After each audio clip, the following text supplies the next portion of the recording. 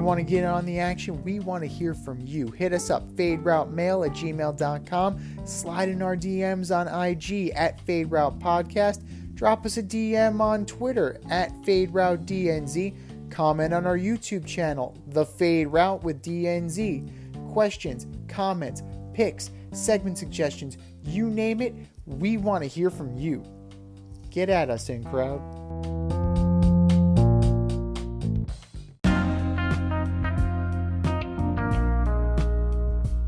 It's the In Route, where friends of the show get a special segment with us.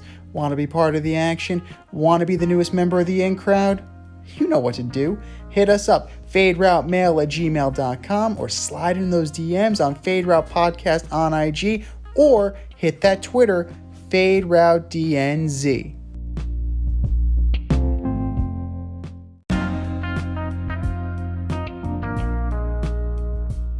Joining us on the In Route today, we've got the host of Cables, Coffee, and Curveballs, Rich Miller and George Chacko. Thanks for coming on the show today. Hey.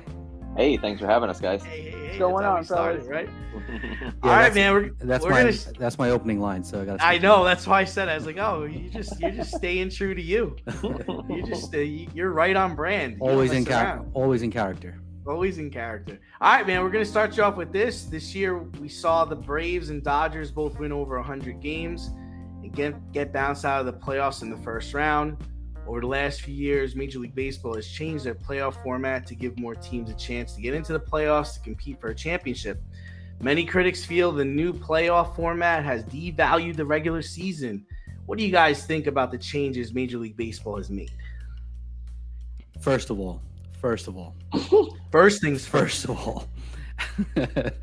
As a Met fan, as a diehard Met fan, woof. I gotta watch the Braves and the Phillies battle it out. But once I get that out the way, for the larger picture, I think the issue is primarily the break, especially when it comes to sports. I don't like bye weeks for my teams, right? I'm superstitious to the point where I don't like bye weeks on my fantasy team, let alone the real team. So, sports is a weird animal in the sense that your luck can really change. You get hot at the right time, you get cold at the wrong time, everything changes. Baseball is 162 games. We saw the start of this season. What was that crazy opening that the Rays had? That 2020 or something crazy like that. And then you getting bounced out the first round. And I just think this year, I think there was a 5-day break before the Braves. Yep, 5 days. That's a long time, man.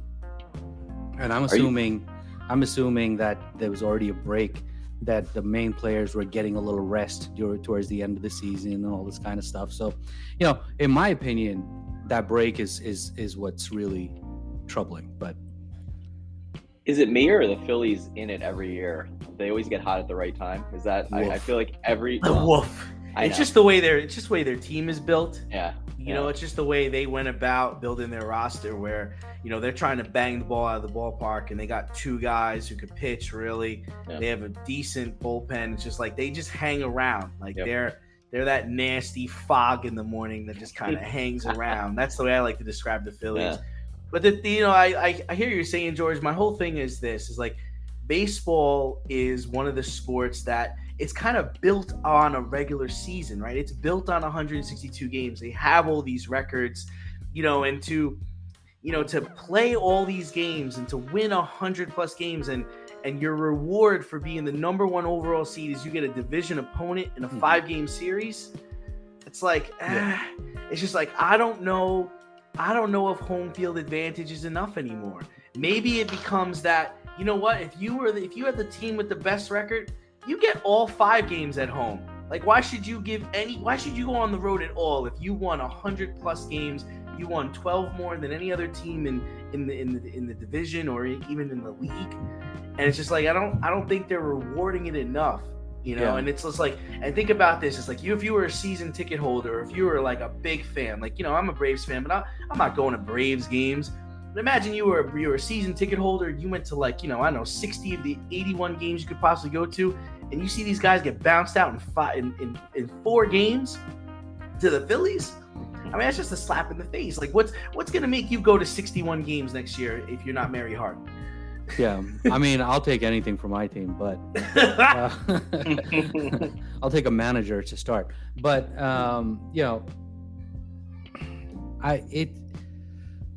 it's tough. What if you have 2 teams that have 100+ wins? What do you do then? Yeah, I mean, which we saw. We saw that with the Dodgers. Right. I mean, the Dodgers were flawed. And you know what? I'm a Braves fan, and I'm not bitter about it. Like, we lost. We had opportunities to win, and we lost. Like, Acuna up with the bases loaded. We had a chance. We had Olsen up with a man on. They beat us. It's fine. Yeah. But I'm just trying to say, then what's the point of paying 162 games? I mean, I think that's a larger question. Like, why are you playing 162 games? But... Right. Why are we paying 162 games if it all can end because I got to play a division opponent in a 5-game, not even a 7-game series, a 5-game series. And then you're going to let teams that clearly don't belong here. I'm sorry, but the Diamondbacks just got blowed out last night because they don't belong here. And you're going to, like, who wants to, Z and I talked about this at length a couple weeks ago. Who wanted to see the Rays play? Who wanted to see the Minnesota Twins play the Blue Jays? Like, who wants to see that garbage? It's hot garbage. I don't want to see the Blue Jays. I didn't want to see the Rays. Like, I want to see the best teams at their best. We didn't get that. I mean, the problem with that is that you're not going to subtract teams. The answer to your problem, the answer to this issue, is that they're going to add more teams. So you're going to get the Mariners and the Cubs. Right? So great. So are you happy about that? We're still not getting the Mets. No, we're still not getting the Mets. We're still not getting the Mets. It's still not. Now, the thing is, like, I'm just looking at the standings in the American League, and I'm like, Minnesota made the playoffs, right? Yeah, they won the division fair. But they won 87 games. You have 3 teams in the AL East that have a better record. Yeah. You have 3 teams in the AL West that have a better record. I don't know. I think take a page out of the NBA book, right? Like, let everybody in. I mean, or like George was mentioning though, like the records being what they are. Like, I'm a Yankee fan, but I've been detached from baseball for a few years. I'll be totally honest. We just wrapped up our 20th fantasy year. Finally retired from that, so I've been really out of touch from baseball. I watch it, I keep track of it, but man, it's not what it used to be. But I don't hate the idea of the Yankees. Yeah. I don't hate the idea of a different layout for the playoffs. I like having more teams in, but that's a double-edged sword, right? Because then you're letting in certain, teams that may or may not be, I mean, like, I don't know, George, the Mets are never going to get in, so that doesn't really matter. Need for that. I had to throw it in there. But I don't mind the whole one, I like how the NBA does it with the 1 through 8, and so really, I know they still do the top 4. Well, I guess is MLB 4 or 3? I can't even remember off the top of my head. But I don't like. George mentioned this to me earlier because I lost touch with this. Is it they're doing reseeding now? Is that what they're doing in MLB?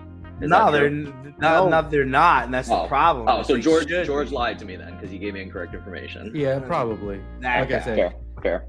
I checked out of baseball about a month and a half ago. As a Met fan, you typically check out of baseball around mid-August, right? Am I right? Jeez. Yeah, and speaking about the Met fan, the group over here. So the Mets failed to make the postseason after a 100-win season last year.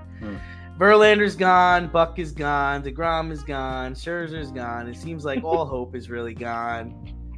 Who should be the next manager of this Mets mess? And what's it going to take to get to 100 wins again? I'm guessing you want me to start, Rich, on this? I mean, Rich is like, I don't even care anymore. Like, I mean, you should join my team. Yeah, I mean, my 2 cents is with the Mets, they, everything has seemed to fail, and this is not me just being a jerk about it. Like, everything has failed over the last few years.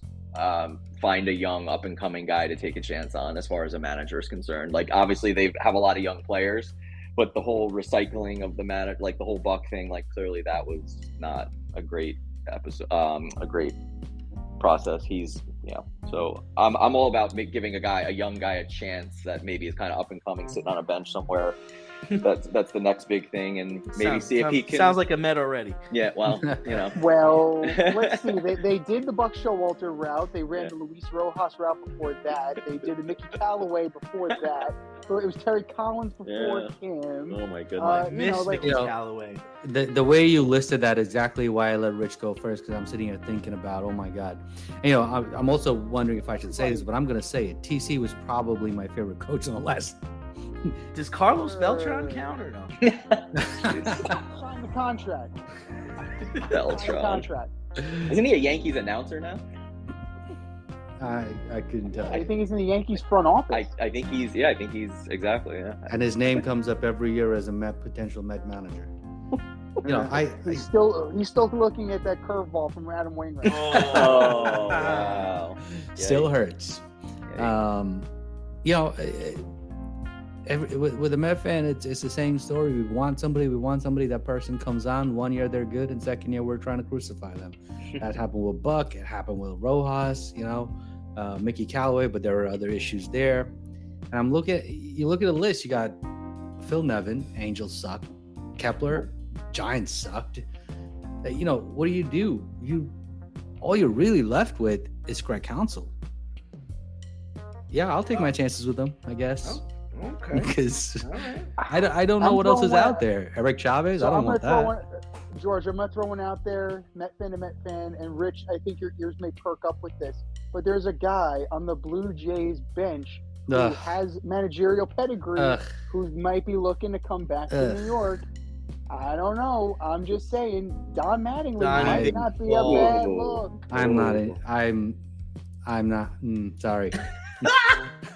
I cannot see that happening now. It would be pretty ironic. It would. Aside from the whole, you need a Yankee for the Mets to win again nonsense that every Yankee fan will scream out there. He hasn't really won, right? He was okay with the Marlins. He was okay with the Dodgers. He's never won a championship. I mean, he's won games. He knows how to coach. He's a good bench coach. I mean, he makes two bad calls, and the Met fan's gonna turn and say, "Get that Yankee out of here." Argue that Dave Roberts won with Don Mattingly's players. Like, you can make that argument. Just because he set the ground floor, and then Dave Roberts was able to kind of get them across the finish line. But Dave Roberts is no great manager either. But I mean, I'm not in love with the Counsell hire. I understand his relationship to David Stearns, but because I also heard that Eric Chavez is on the list. Eric Chavez excites me a little bit more than Craig Counsell does. I think Eric Chavez is on the list just because.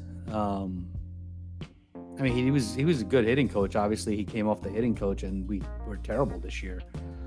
But, I would like to go younger. Yes, that's my final answer. I would like to go younger in coaching. All that to just agree with me? Jeez. Yeah. Wow. Yeah. I just want to make sure,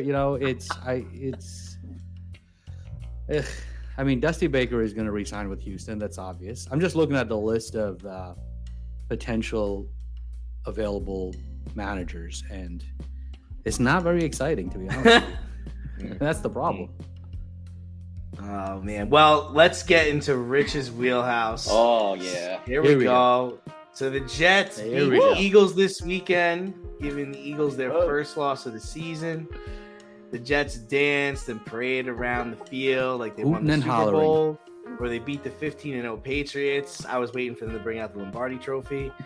So, Rich, were you running around your house? You have any issue with this Jets celebration, or this is just, you're just like Met fans. You get excited over the smallest things. The smallest victories excite you. So here's the thing. Obviously, it's been rough. So luckily George is a Giants Mets fan, right? So he doesn't have to suffer. I'm a Yankee Jet fan. So we've kind very rare, Rich. It is. It's very rare. It very much is. So, are we going to bleep it out if I say it? No, you can do whatever you want. So, when I was watching, so here's the thing.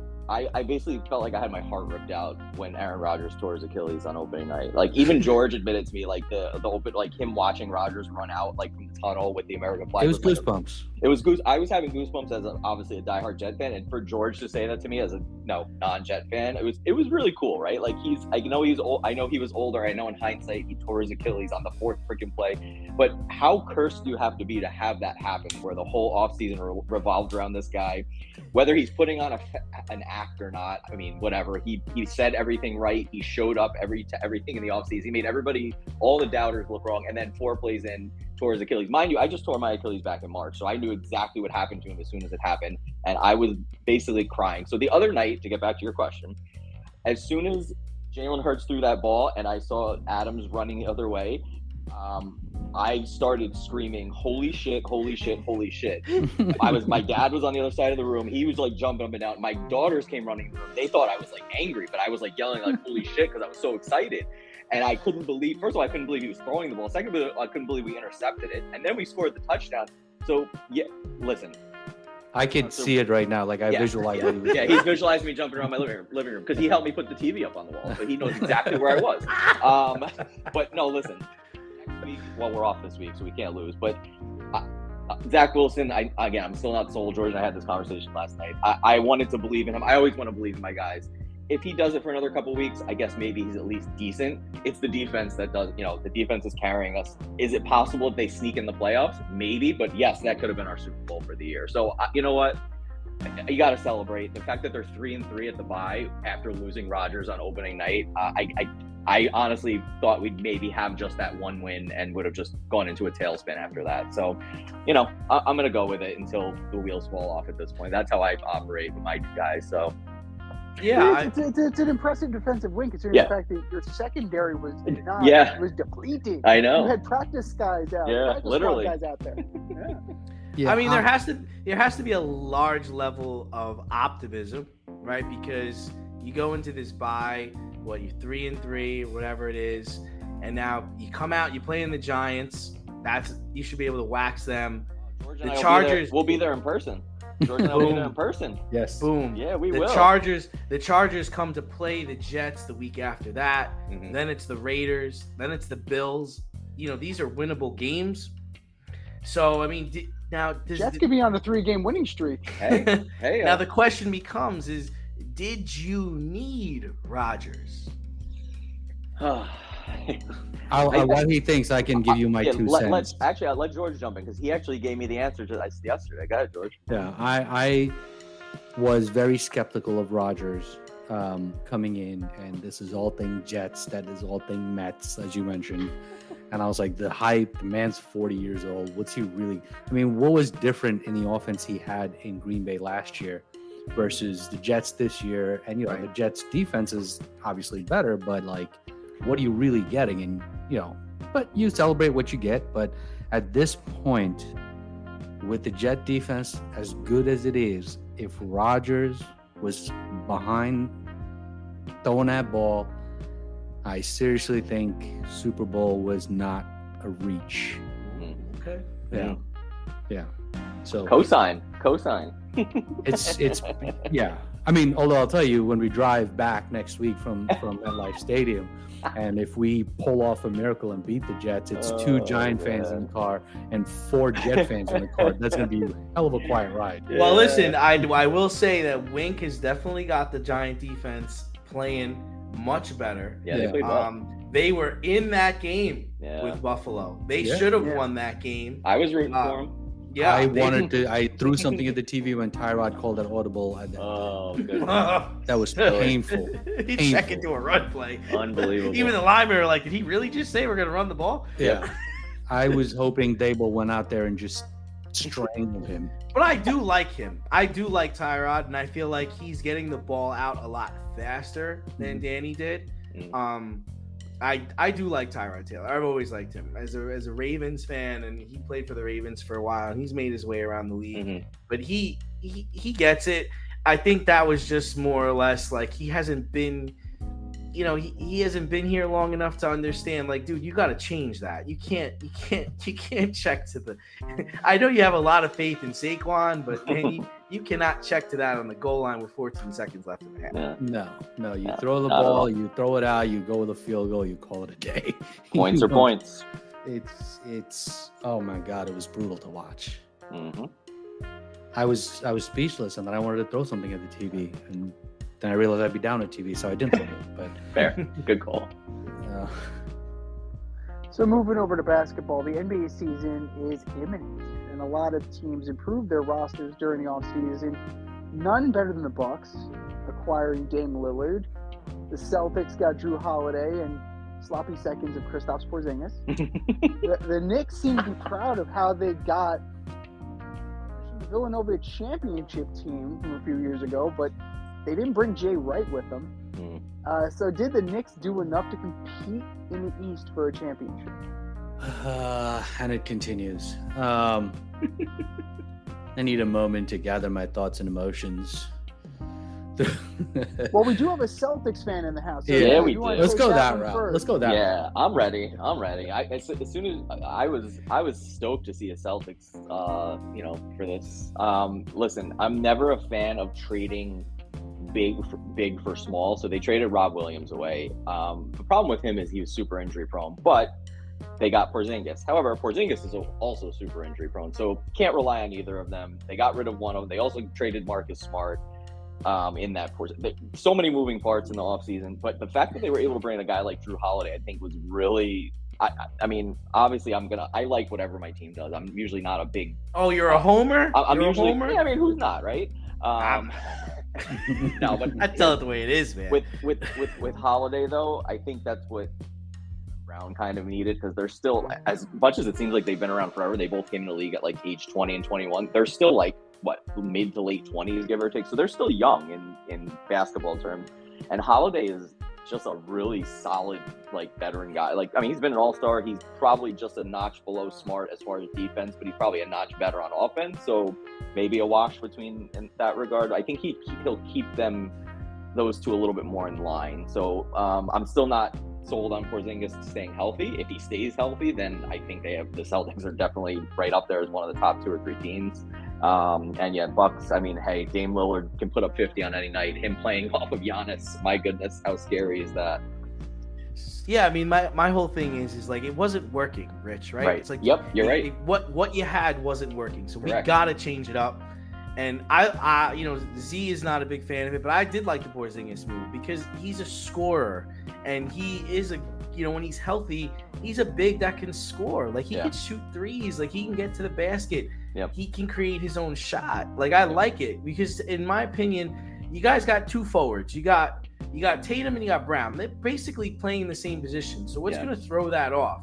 And then Drew Holiday, for me, I don't think it's a wash with him and Marcus Smart, because to me, Marcus Smart's a good defender. He was a voice out there, but Drew is a perimeter defender, better perimeter defender, more of a facilitator. Yeah. And also he's a champion. Yeah. He's a champion. I like that. He knows how to do it. But in your eyes, it's Bucks and Celtics. That's how you see it. You're not worried about the Heat. You're not worried about Sixers. You're not worried about it. It's those 2 teams. I'm not worried about. I mean, right now, no, I'm not. I mean, the Heat and Butler somehow. I was gonna say you can never count Butler out. He always somehow gets his team in there, and they are scary.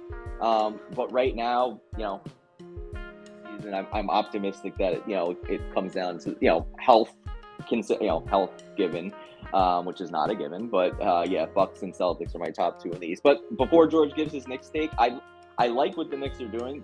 They still are 1 guy away, though. They're still 1 guy away.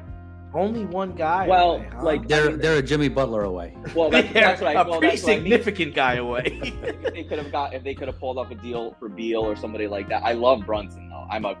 My dad's been a Knicks fan forever. He raves about Brunson, and I really like Brunson the way he plays.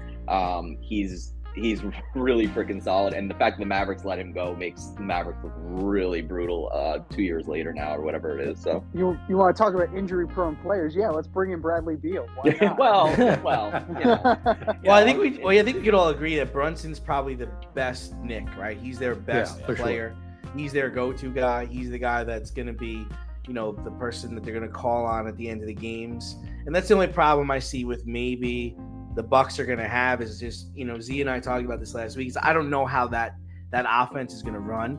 I don't know how that dynamic is going to work because Dame's a scorer, Giannis is a scorer, Middleton's a shooter.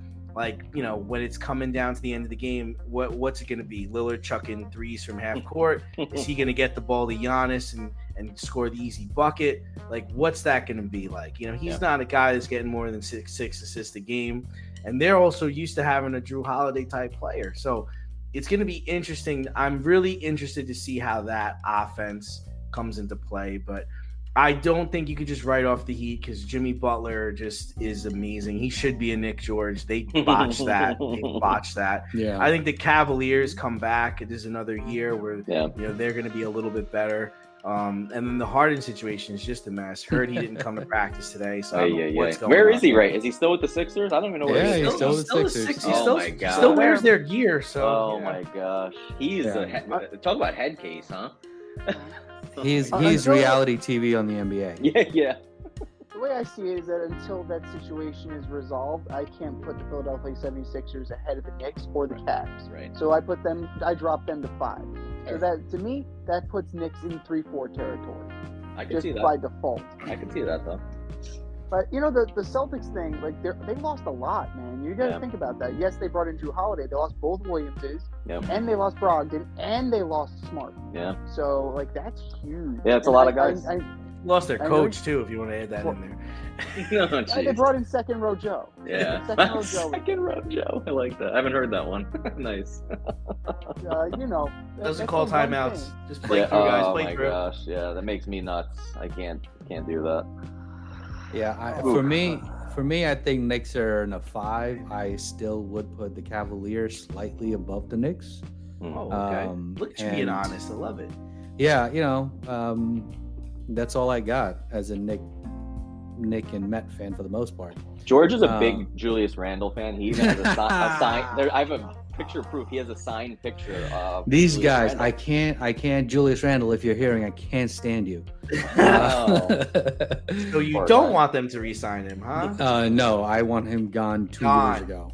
The moment he flipped off the garden, I want him out. Wow. I don't want anyone that doesn't understand how New York works. He is a friend of the program, so he's definitely gonna Whoa! Oh boy. Wow. Julius, you can find us on Bald AV guys on socials.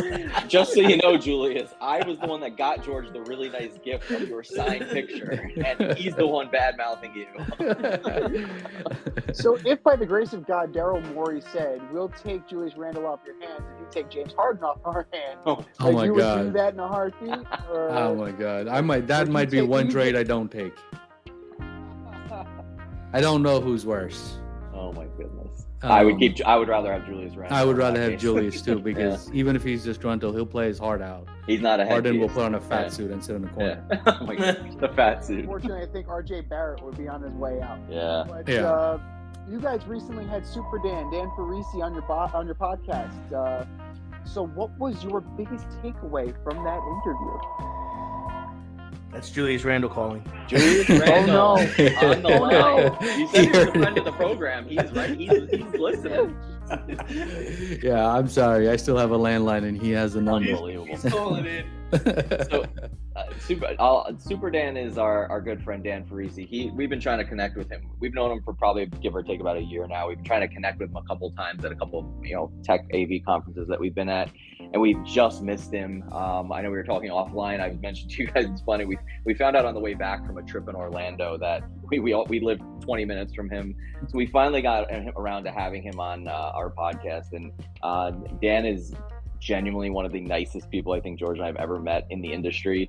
And I think the biggest takeaway we had was he's such a great advocate of uplifting other people in the industry that we wanted to just kind of have him on our podcast and just pick his brain and chat with him about AV career paths and women in AV and the stuff. He just took on a new role with commercial integrator and Emerald, and just, you know, in general, just chatted up with him a little bit, because he's just genuinely an awesome person. And I think everybody so far, the feedback we've gotten is just, again, how like genuine and off the cuff everything was with him, and it's like super smooth, and we just had a great time having him on the podcast. It was great catching up with him and finally getting him. It was like fourth try at connecting with him. We keep missing him every time we see him in person. So yeah, and you know, a quick tidbit about AV industry is, you know, we've been around forever, since the 70s, but no one realizes what the AV industry is. Yeah, George is really old, guys. Huge, multi-billion.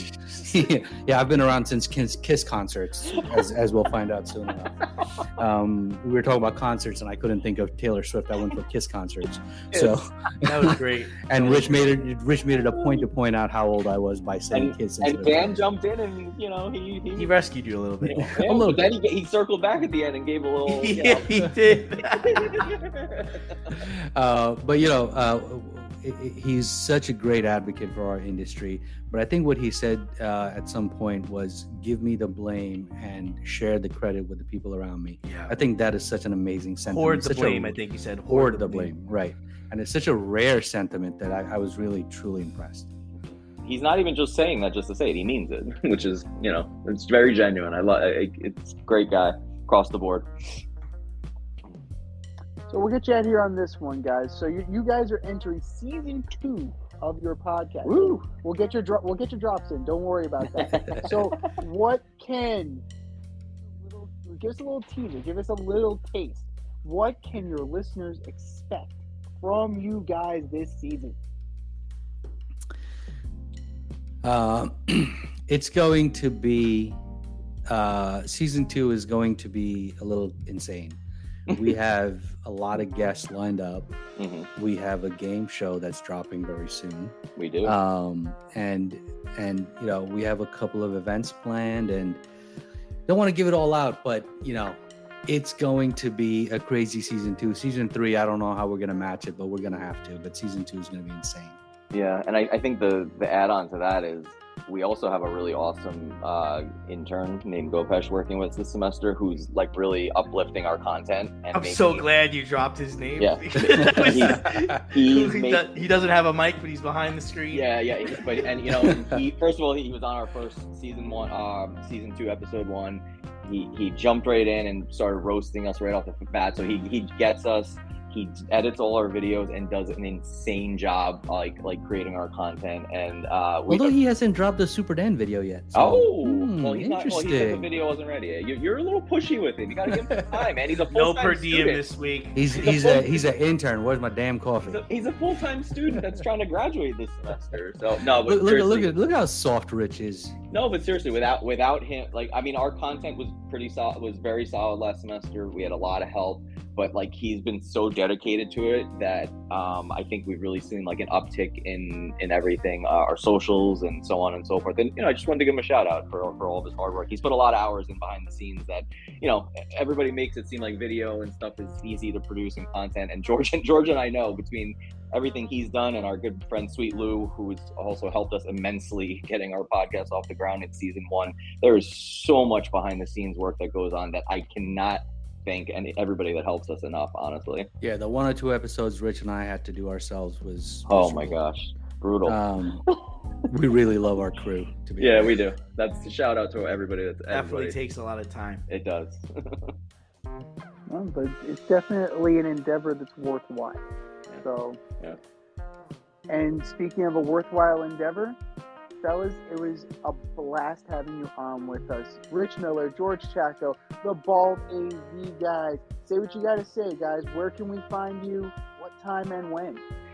Yeah, so our podcast is Cables, Coffee, and Curveballs, and we tend to drop an episode once every 3 or 4 weeks or so right now at this time. You can find us on all of the socials at Bald AV guys, and yeah, we want to look forward to having you guys follow us and interact with us, and we really appreciate you guys having us on. We always love talking sports, so this was awesome to be able to go full sports for 30 plus minutes. I can't wait to do it again if you'll have us next time back. in the Pace studio. Yeah, let's do it.